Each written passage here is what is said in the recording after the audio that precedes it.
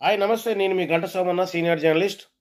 తెలంగాణలో జరుగుతున్నటువంటి గ్రామ పంచాయతీ ఎన్నికల సందర్భంగా 2 తెలుగు రాష్ట్రాల్లో కూడా ఒక అంశం చాలా వైరల్‌గా మారింది. అదేంటంటే ఖమ్మం జిల్లా నేలకొండపల్లి మండలం ముఠాపురం గ్రామానికి చెందిన ఒక వ్యక్తి దాదాపుగా లోకల్ మేనిఫెస్టో పేరుతోటి తనను సర్పంచ్‌గా ఎన్నుకుంటే గ్రామానికి ₹1,00,00,000 వరకు నజరానా ప్రకటించారు.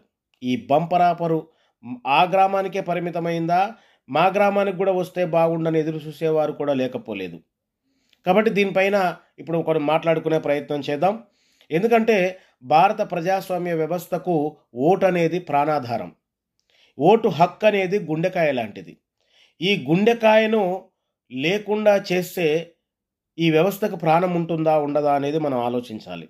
ఎందుకంటే ఓటు హక్కు కలిగినటువంటి ప్రతి వయోజనుడికి ఓటేసుకునేటటువంటిది హక్కు. ఆ హక్కును హరించేటటువంటి హక్కు ఎవరికి లేదనే విషయం ఎందుకు ఎవరికి అర్థం కావట్లేదో ఆలోచించాలి.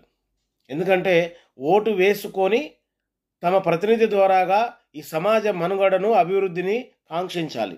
అంతేగాని డబ్బులున్నాయి కదా అని చెప్పేసి కోట్ల రూపాయలు పెట్టి గ్రామాలను హస్తగతం చేసుకుంటే ఇది ప్రజాస్వామ్య వ్యవస్థకు గొడ్డలి పెట్టుగా పరిణమించే ప్రమాదం లేకపోలేదు. ఇది గ్రామ పంచాయతీలతో ఆగేది కాదు. ఇలాగే కోట్ల రూపాయలు, కోటాను కోట్ల రూపాయలు ఉన్నవారు రేపు ఎమ్మెల్యే పదవిని, ఎంపీ పదవిని కూడా నియోజకవర్గ అభివృద్ధి పేరుతోటి కోట్ల రూపాయలు ఇచ్చి కొనుక్కుపోయేటటువంటి సందర్భం దగ్గరలోనే ఉన్నట్లుగా అనిపిస్తూ ఉంది. కాబట్టి ప్రజలారా, ఓటు అనేది మన హక్కు. మనకిష్టం వచ్చినటువంటి వ్యక్తికి స్వేచ్ఛగా, నిర్భయంగా, ధైర్యంగా వేసేటటువంటి పరిస్థితులు ఈ చట్టాలు కల్పించాల్సినటువంటి అవసరం ఉంది. అంతేగాని గంపగుత్తగా గ్రామాలు కోట్ల రూపాయలు పెట్టి కొనుగోలు చేసి ఓటు హక్కును లేకుండా చేయడం అనేది ప్రజాస్వామ్య వ్యవస్థకు మచ్చ తెచ్చినట్లే అవుతుందనేది నా వ్యక్తిగతమైనటువంటి అభిప్రాయం. కాబట్టి ప్రజలందరూ కూడా దీనిపైన ఆలోచన చేయాల్సిన అవసరం ఉంది. లేకుంటే ఇది ముఠాపురంతో ఆగే ముఠా కాదు. దేశవ్యాప్తంగా విస్తరించి ప్రజలు వేస్తున్నటువంటి ఇప్పటిదాకా ప్రజల ఓటును మాత్రమే కొనుగోలు చేస్తూ ఉన్నారు. కానీ ఇప్పటి నుండి ఓటు హక్కు కూడా లేకుండా చేస్తే మాత్రం ప్రజాస్వామ్య వ్యవస్థలో నియంతృత్వం రాజ్యమేలే ప్రమాదం కనిపిస్తూ ఉంది.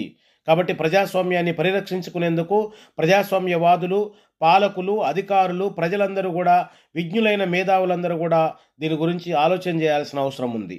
ఈ ఏకగ్రీవాల పేరుతో జరిగేటటువంటి ఈ వేలంపాటల యొక్క శిష్టాన్ని రద్దు చేయాల్సిన అవసరం ఉంది. ప్రజలు తమకు నచ్చినటువంటి వ్యక్తికి ఓటేసుకొని గెలిపించుకొని పాలన సాగించే వ్యవస్థ తీసుకురావాల్సిన అవసరం ఉంది.